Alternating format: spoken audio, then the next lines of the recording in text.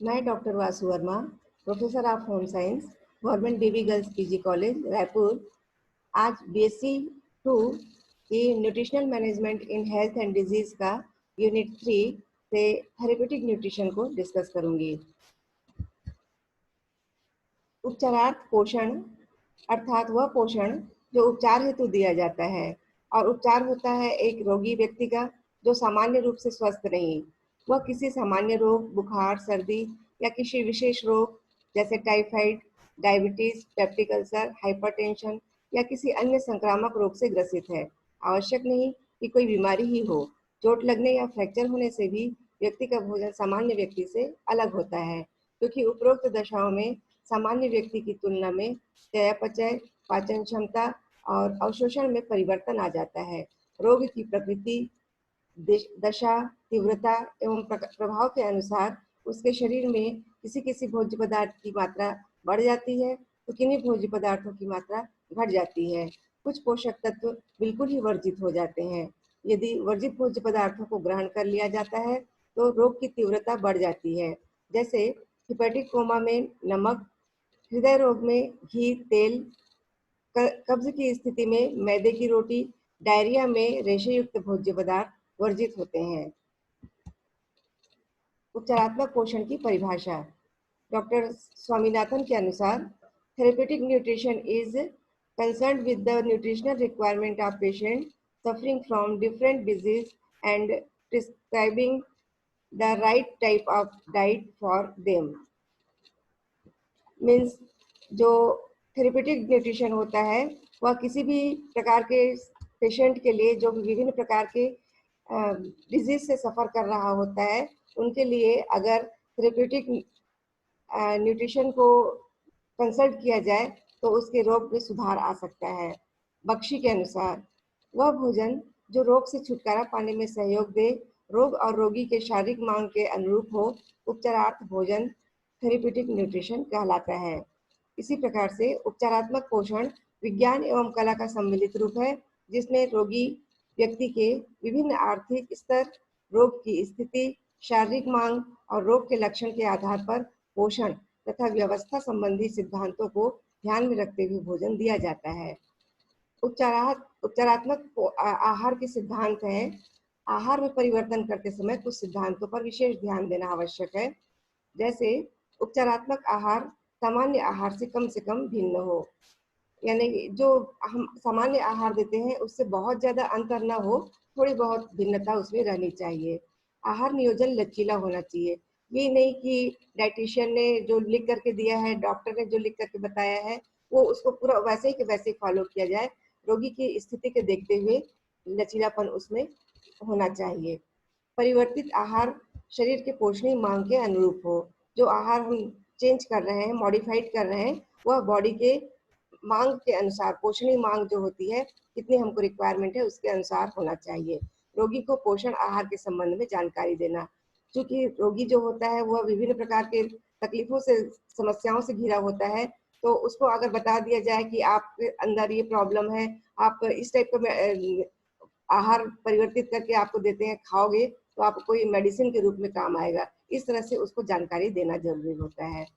जो उपचारात्मक पोषण होते हैं ये कुछ उद्देश्यों पर आधारित रहते हैं, जैसे पोषण स्तर को उत्तम बनाए रखना, पोषण की शारीरिक दशा, रोग की उस स्थिति, आर्थिक दशा तथा रोग के लक्षण को ध्यान में रखते हुए आहार नियोजन करना, शरीर को पर्याप्त विश्राम देना, शारीरिक वजन के अनुसार आहार नियोजन करना। हर व्यक्ति के वजन के अनुसार अलग अलग आहार नियोजन होता है, तो वजन को ध्यान में रखना बहुत जरूरी होता है। रोग की अवस्था के दौरान परिवर्तित चयापचय की क्षमता के अनुसार भोजन को ग्रहण की जाने वाली मात्रा को समायोजित करना, यानी मात्रा का भी ध्यान रखना बहुत ज़्यादा जरूरी होता है। ये हमारी पेशेंट है, और पेशेंट को जो एपेटाइट जिनकी की लॉस हो चुकी रहती है, एनोरेक्सिया, लॉस ऑफ एपेटाइट देखा जाता है, वीकनेस देखी जाती है, इलनेस देखी जाती है, वो लोनलीनेस फील करते हैं। ऐसे के लिए हमको अपना डाइट थेरेपी बहुत सही प्रकार से उनको प्रोवाइड करना पड़ता है, जो पेशेंट को कन्विंस कर सके, पेशेंट को बता सके कि ये जो डाइट है वो आपके हेल्थ के अनुकूल है, आप जल्दी रिकवरी करेंगी तो ज़्यादा अच्छा हो सकता है। और पेशेंट को सिंपल एक्सप्लेन करके हम बता सकते हैं कि आपकी जो डाइट है वो आपको सही मात्रा में सही प्रकार से दी जा रही है। अब हम देखते हैं कि भोज्य पदार्थों को किस किस टाइप से हम मॉडिफाइड कर सकते हैं। एक तो है रेगुलर डाइट, जो रेगुलर डाइट सिंपल हमेशा देते हैं, ये रेगुलर डाइट है। इससे भिन्न कैसे होता है liquid diet, soft diet, calorie control diet, low cholesterol diet, fat restricted diet यानी low fat diet, sodium restricted diet, protein diet, blend diet, low residue diet. जो रेगुलर डाइट है, ये जो पेशेंट होते हैं, सामान्य पेशेंट होते हैं, उनको रिकवरी करने के लिए सही प्रकार से भोज्य पदार्थ जिनकी की बैलेंस डाइट में जो होना चाहिए, बैलेंस डाइट के रूप में होना चाहिए, ऐसे भोज्य पदार्थों को दिया जाना चाहिए। ये भोज्य पदार्थ कुछ ऐसे भी नहीं होने चाहिए जो डेजर्ट्स हों, क्रीमी सॉस हो, सैलेड ड्रेसिंग हो, फ्राइड फूड हो, ऐसा भी नहीं होना चाहिए। जो भोज्य पदार्थ हम लेते हैं इनसे कैलोरी रिक्वायरमेंट ये 1800 से लेकर 2000 तक की कैलोरी मिलनी चाहिए और 50 ग्राम से लेकर के 55 ग्राम तक का पर डे फूड दिया जाना, प्रोटीन दिया जाना चाहिए। आता है लिक्विड डाइट। लिक्विड डाइट ये बहुत ही यूजफुल डाइट है और इसको शॉर्ट पीरियड के लिए दिया जा सकता है, लंबे पीरियड तक के लिए पेशेंट बोर हो जाता है, नटोरियस हो जाता है ऐसा खाते खाते, तो इसलिए इसको कम समय तक के लिए दिया जा सकता है। जब पेशेंट की सर्जरी हुई है उस समय दिया जा सकता है, हार्ट अटैक आया है उस समय दिया जा सकता है, अगर किसी प्रकार से डाइजेस्टिव प्रॉब्लम है तो ऐसे पेशेंट के लिए भी लिक्विड डाइट दी जा सकती है। लिक्विड डाइट वॉमिटिंग डायरिया के जो पेशेंट होते हैं उनके लिए भी उचित होता है। इनसे 1800 से लेकर के 2000 kilo calorie per day energy मिलती है और प्रोटीन जो है लगभग 50 से 55 ग्राम पर डे के हिसाब से दिया जाना चाहिए। लिक्विड डाइट फिर से दो प्रकार से होते हैं, दो प्रकार के होते हैं, लिक्विड क्लियर लिक्विड डाइट और full liquid diet. Clear liquid diet नाम से क्लियर है कि इनमें किसी प्रकार के रेशे वगैरह नहीं होने चाहिए, जैसे वाटर, कोकोनट वाटर, एप्पल या ग्रेप जूस, ये इस टाइप से होना चाहिए। फैट फ्री ब्रॉथ होना चाहिए, ब्रॉथ भी दिया जा सकता है, प्लेन जिलेटिन दी जा सकती है, टी कॉफ़ी भी प्लेन क्लियर डाइट के रूप में दिया जा सकता है। फुल लिक्विड डाइट ये जो है ये क्लियर लिक्विड डाइट के जैसा ही रहेगा और इसमें हम विभिन्न प्रकार के फ्रूट्स और वेजिटेबल्स के जूसेस दे सकते हैं, सूप दे सकते हैं, योगर्ट्स भी इसमें दिया जा सकता है, कस्टर्ड, आइसक्रीम, पुडिंग, शरबत, ये सब भी इसके अंदर शामिल होता है।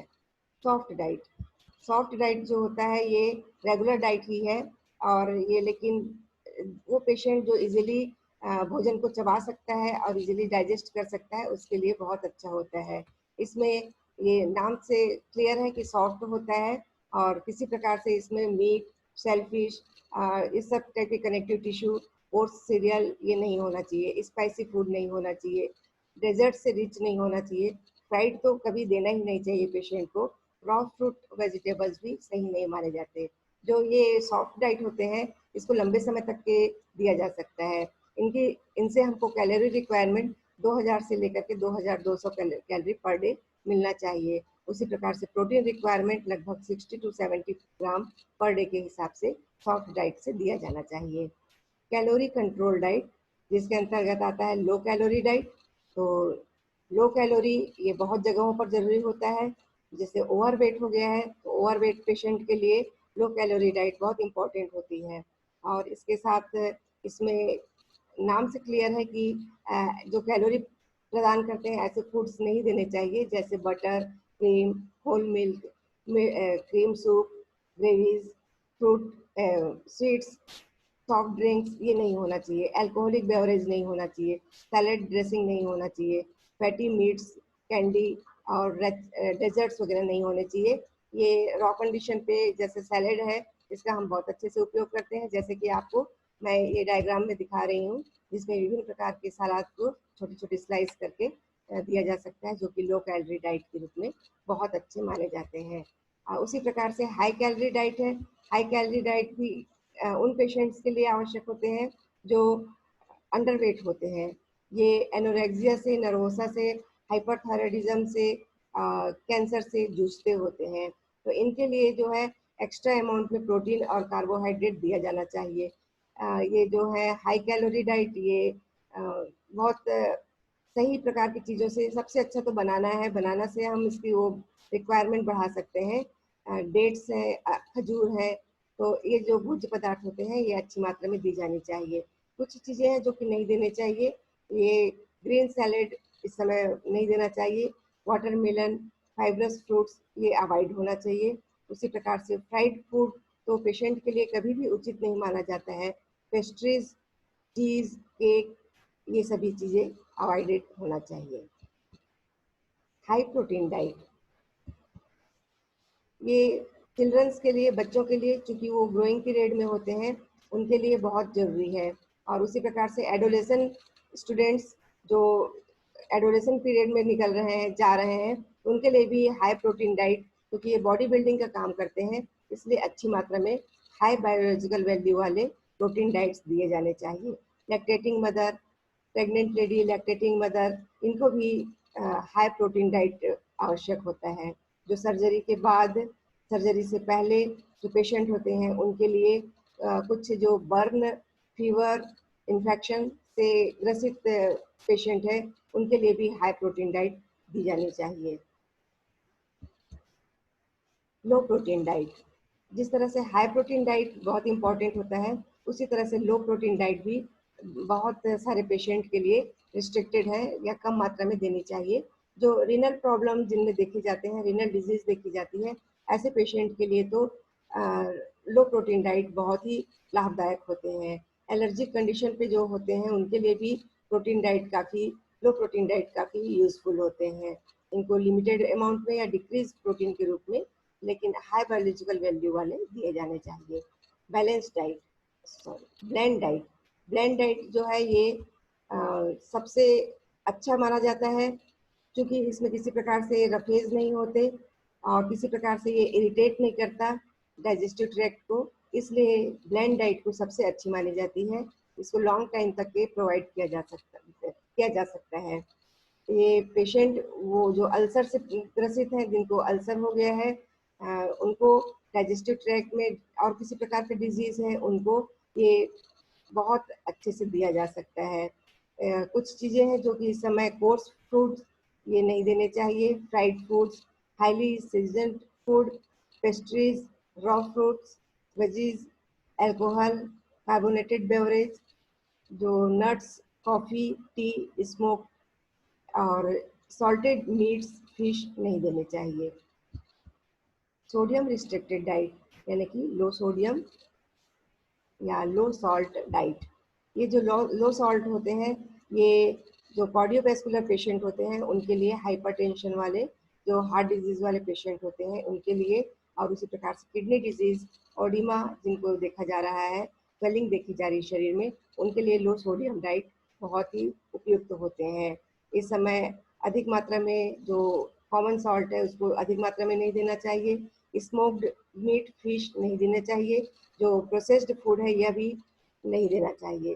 पिकल्स अवॉइड करना चाहिए, क्योंकि पिकल्स में सॉल्ट की मात्रा बहुत होती है। और उसी प्रकार से प्रोसेस्ड चीज ये भी अवॉइड करना चाहिए, इसमें भी काफ़ी अधिक मात्रा में सोडियम की उपस्थिति देखी जाती है। लो फाइबर डाइट, लो फाइबर डाइट जो होते हैं ये उन पेशेंट के लिए अच्छे माने जाते हैं जिनको कि डाइजेस्टिव ट्रैक्ट में किसी प्रकार का प्रॉब्लम है, रेक्टल डिजीज है, उनके लिए कोलाइटिस है, डायरिया है, उनके लिए ये लो फाइबर डाइट बहुत सही माने जाते हैं। जो किसी प्रकार से हाई बल्क वाले नहीं होना चाहिए, फाइबर वाले, जैसे कि raw fruits, vegetables, whole grain, cereals, nuts, seeds, beans, ये सभी चीज़ें अवॉइडेड होना चाहिए। और इसमें किसी प्रकार से रेशे नहीं हो तो वो ज़्यादा अच्छे से रिकवरी करता है पेशेंट पे। अब मैं आपको कुछ ऐसे मेथड्स बताती हूँ जो पेशेंट को दिए जाते हैं। वो अगर माउथ से नहीं ले पाता है, किसी प्रकार से उसमें माउथ में या तो कैंसर वगैरह है या माउथ कैविटी में कोई प्रॉब्लम है, इसोफेगस में कोई प्रॉब्लम है, तो उस समय उसको सिंपल ढंग से वो माउथ से ओरल नहीं ले पाता है फूड, तो उसके लिए कुछ मेथड्स बताए गए हैं, जिसमें से एक है इंट्रावेनसली फीडिंग। इंट्रावेनसली फीडिंग जो होती है, ये इंट्रावेनसली फीडिंग ये एनर्जी को प्रोवाइड करने के लिए और डिहाइड्रेशन से बचाने के लिए बहुत आवश्यक होते हैं। जैसे सोडियम, पोटेशियम, इलेक्ट्रोलाइट, ये जो चीज़ होते हैं इनको इंट्रावेनसली दी जाती है। और ये जो बर्निंग के पेशेंट होते हैं उनको दिया जा सकता है। जो स्टमक में बर्निंग देखी जाती है, ऑपरेशन अगर हुआ है गैस्ट्रोइंटेस्टाइन का, उनको दिया जा सकता है। किसी भी प्रकार से कैंसर माउथ में या फेरिंग्स में, इसोफेगस में अगर कैंसर है तो उनके पेशेंट को भी हम इंट्रावेनसली दे सकते हैं। लिवर फेल्योर अगर हो गया है तो उनको भी इंट्रावेनसली दिया जा सकता है। डायबिटिक कोमा, अगर कोमा में चला गया है डायबिटिक पेशेंट तो उनके लिए भी ये इंट्रावेनसली फीडिंग दी जाती है। और उसी प्रकार से एक्यूट यूरेमिया, अगर ब्लड में यूरिन की मात्रा जा रही हो और काफ़ी तीव्रता से जा रही हो तो उनको भी इंट्रावेनसली फूड दिया जाना चाहिए। और इसी प्रकार से ब्रेन में फेल्योर देखा जा रहा है या सीवियर एक्सीडेंट हो गया है तो उनके लिए भी ये इंट्रावेनसली फीडिंग बहुत उपयुक्त होते हैं। इस समय जो फूड दिए जाते हैं वो फ्रुक्टोज होते हैं। जनरली फ्रुक्टोज को बहुत सारे हॉस्पिटल्स में प्रोवाइड करते हैं। ये बॉटल्स के फॉर्म में देते हैं। 2 बॉटल्स अगर एक पेशेंट को दिया जाए तो काफ़ी अच्छे से उसको 250 ग्राम्स, सॉरी 750 कैलोरी एनर्जी प्राप्त होती है। और फ्रुक्टोज के साथ साथ अमीनो एसिड्स भी दिए जा सकते हैं। इथेनॉल भी दिया जा सकता है। कार्बोहाइड्रेट और अल्कोहल भी दिया जा सकता है। ग्लूकोज, फ्रुक्टोज, सॉर्बिटोल दिया जा सकता है। और इसी इंट्रावेनसली ब्लड और प्लाज्मा भी दिया जाता है। जो सेकंड टाइप का है वो ट्यूब फीडिंग है। ट्यूब फीडिंग जो होते हैं ये नेजो गैस्ट्रिक फीडिंग के रूप में दिया जा सकता है, जिसमें कि हाई कार्बोहाइड्रेट होने चाहिए। ये नोज के थ्रू या माउथ के थ्रू पाइप डाली जाती है जो स्टमक तक जाती है और उस समय कार्बोहाइड्रेट की अच्छी मात्रा हाई अमाउंट में और इजीली डाइजेस्टेबल कार्बोहाइड्रेट दिया जा सकता है। फिर है गेस्टोस्टोमी, जो कि हाई कार्बोहाइड्रेट और नॉर्मल प्रोटीन के साथ मिक्स होना चाहिए। इसमें डायरेक्ट स्टमक में पाइप लाइन को डाली जाती है और फूड को वहां तक पहुंचाया जाता है। उसी प्रकार से जेजुनोस्टोमी होता है, जिसमें हाई प्रोटीन और हाई एनर्जी वाले फूड अधिक मात्रा में दिए जाने चाहिए। तो ये थेरेप्यूटिक न्यूट्रिशन है जो कि पेशेंट को एक मेडिसिन की तरह काम करता है और बहुत जल्दी रिकवरी में हेल्प करता है। तो इस तरह से मैंने आपको ये बताया है। आपको आशा है कि समझ में आया होगा। धन्यवाद।